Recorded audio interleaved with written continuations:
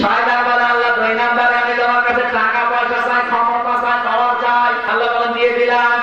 টাকা না পাওয়া দেশের দিকে, টাকা পয়সা যাদের বেশি, ক্ষমতা যাদের বেশি, আল্লাহ রাসূলের বিরুদ্ধে বেশি। তার 1 নম্বর কমান্ডার কাসাব। ক্ষমতা ছিল অনেক, আপনি জানান টান গাইবেন, অর্ধেক টান গাইতা। ক্ষমতা ছিল, পাওয়ার ছিল, টাকা পয়সা ছিল, আল্লাহ রাসূলের বিরুদ্ধে বক্তব্য দিয়েছে বেশি। 3 নম্বরে বলেছেন রব্বুল আলামিন قال فبما غويتني لأقعدن لهم إلى صراطك المستقيم। আল্লাহ তাআলা তোমার বান্দাদেরকে ধোঁকা দিয়ে বোকা বানিয়ে জাহান্নামে নেওয়ার জন্য আমি কিন্তু ভালো ভালো রাস্তার পরে পরে অবস্থান করব। কোন রাস্তা? শয়তান কোন খারাপ রাস্তায় থাকে না, শয়তান সব সময় ভালো ভালো রাস্তার পরে পরে অবস্থান নেয়। তাফসীর মাহফিল আছে এখানে শয়তান আছে, এখানে ভালো রাস্তা। মসজিদে যেমন নামাজ পড়তে যায়, মাদ্রাসায় দিনের শিক্ষা নিতে যায়, শয়তান কিন্তু টার্গেট নিয়ে থাকে কিভাবে একে ধোঁকা দিয়ে বোকা বানানো যায়। শয়তান কোনদিন সিনেমা হলের সামনে যাবে না, শয়তান কোনদিন শাহবাগে যাবে না, কারণ জানে যে এখানে যা হচ্ছে আমার ভাইরা ভাই। সিরাত গ্রন্থ থেকে বলছি, মেরাজে কায়নাত, আসহাবুস সিয়ার, আল্লাহর নবীকে যেদিন আবু জেহেল হত্যার আদেশ দিয়েছে, ওই দিন খুশি হয়ে আব্দুল্লাহ বিন খাতার নামে এক মক্কার যুবক, কয়েকজন নর্তকী ছেলে মেয়েদেরকে নিয়ে মক্কার উপকণ্ঠে একটা আনন্দ মিছিল দিয়ে একটা মঞ্চ তৈরি করেছিল। আজ মিলান বাংলাদেশের সাথে আমার মনে হয় মিলে যাবে।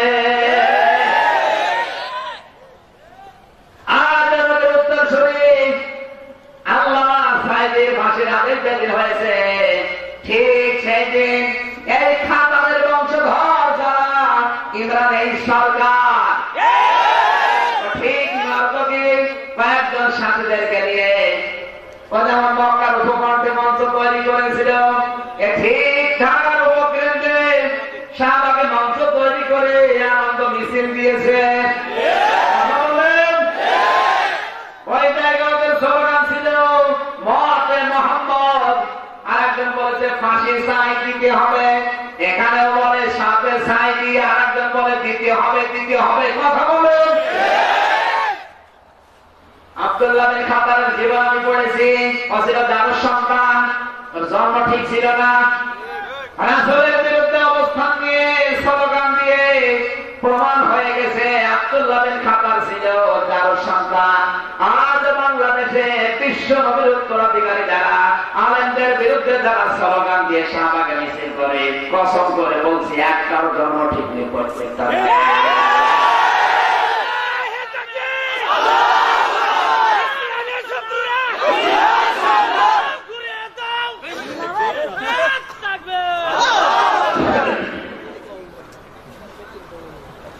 পৃথিবীতে 1000 বাম নেতার চাইতে আল্লামা সাইদির জীবনের নাম আল্লাহর কাছে অনেক বেশি।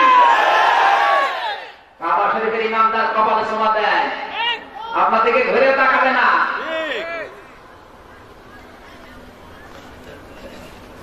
কাবা শরীফের ভেতরে প্রবেশ করার জন্য 4 জন মানুষের জন্য ওয়ান টাইম পারমিশন ছিল, তার ভেতরে বাংলাদেশে আল্লাহ সাইদি একজন।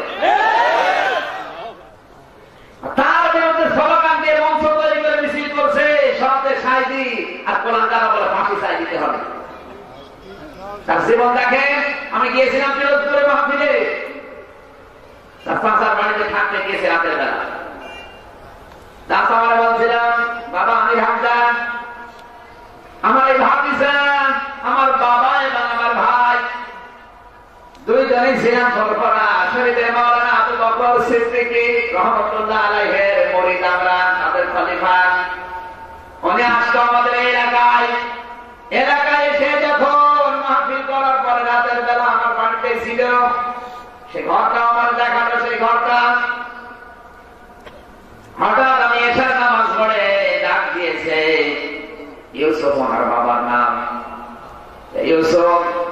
ছেলে মেয়ে আছে? বলে হুজুর আছে। ডাক্তার 6 বছরের তেলাওয়াত ডাক দিয়েছে, সামনে দেখো এসেছে, মুখ থেকে ডালা বের করে জহ্বায় লাগিয়ে দিয়ে মাথায় হাত দিয়ে সরাসরিতে মরহুম পীর সাহেব আল্লামা মাওলানা আবু বকর সিদ্দিকী রাহমাতুল্লাহ আলাইহি দোয়া করছে মাথায় হাত দিয়ে, আল্লাহ তোমার ছোট্ট গোলামের জন্য আমি দোয়া করে দিলাম, এই গোলামকে তুমি কোরআনের খাদেম বানিয়ে দিও।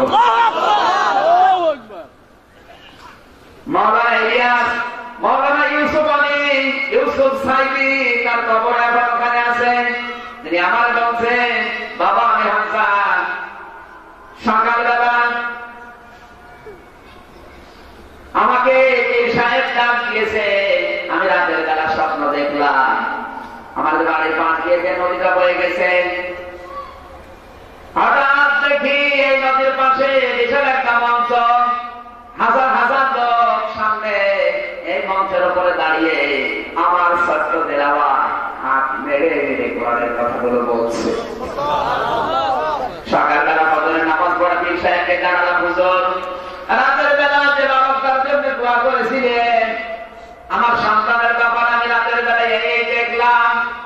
পীর সাহেব চোখের পানি ফেলে দিয়ে বলে, ইউসুফ তোমার কপাল ভালো, ছোট্ট যে বালকের জন্য রাতের বেলা দোয়া করেছিলাম, এমন একদিন আসবে সারা পৃথিবীর মানুষ ওই বালকের মুখে কোরআন শোনার জন্য আগ্রহ হয়ে থাকবে।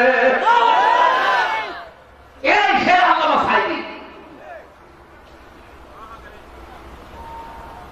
ওটা আপনার চিন্তা করেন, কাবা শরীফের ইমাম সুমা দেয় কারে, আপনার বিবেক একবার খাওয়া দেয় না?